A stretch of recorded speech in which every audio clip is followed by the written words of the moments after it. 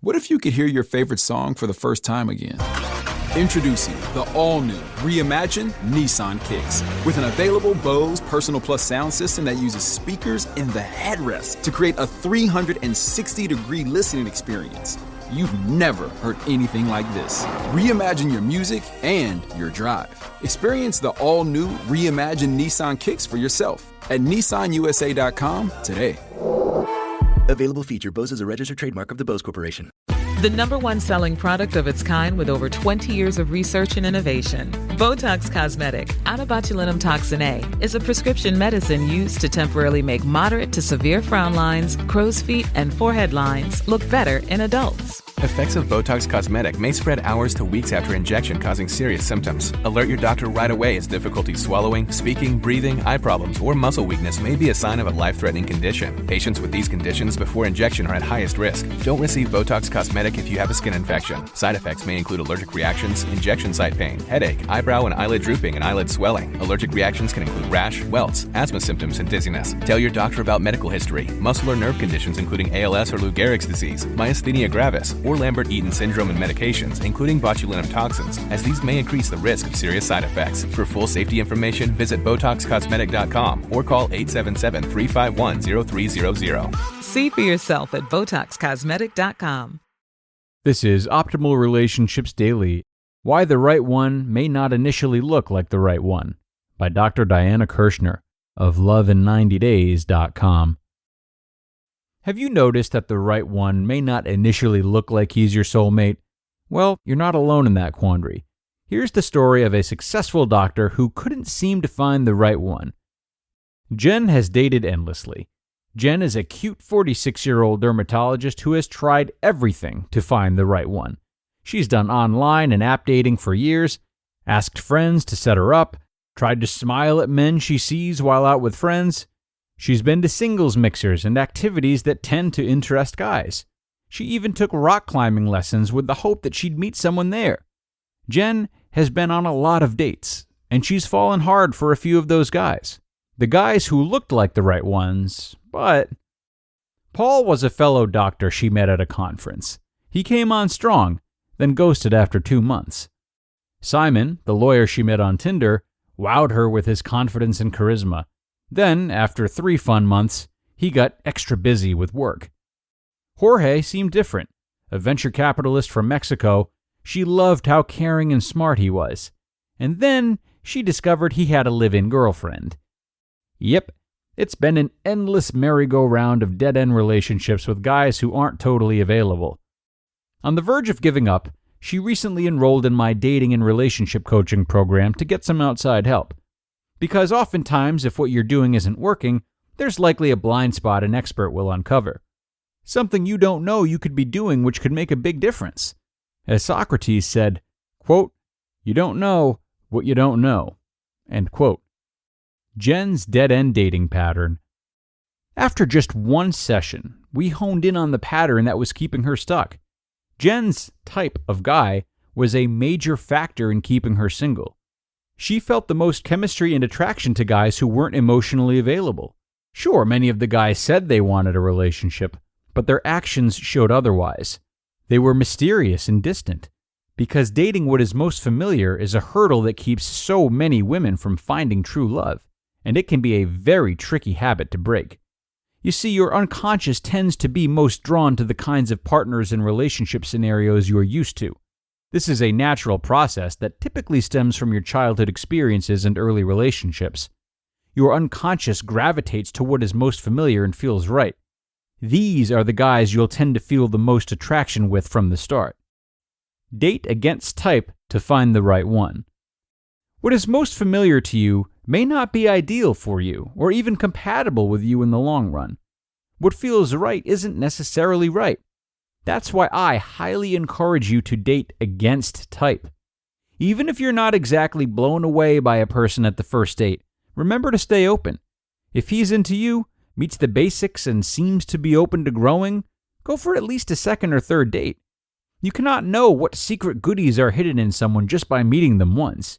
You have to let a potential partner unfold and show you his different sides. If there's any connection with this person at all, give it another chance. Even if you feel there's no chemistry, chemistry can grow and happen in a heartbeat. Remember, you're breaking your deadly dating patterns, which have led you to be attracted to the types of guys who were not right for you. Love almost always comes in a surprise package. Most people do not end up with the kind of person they imagine for themselves. The woman who dates starving artists marries a rich, balding lawyer. One of my clients was deeply infatuated with a hot George Clooney lookalike. Of course, that went nowhere because he was a player. Through coaching and hard work, she later created a gem of a marriage with a short, plain guy who was her champion and a healing force of nature in her life.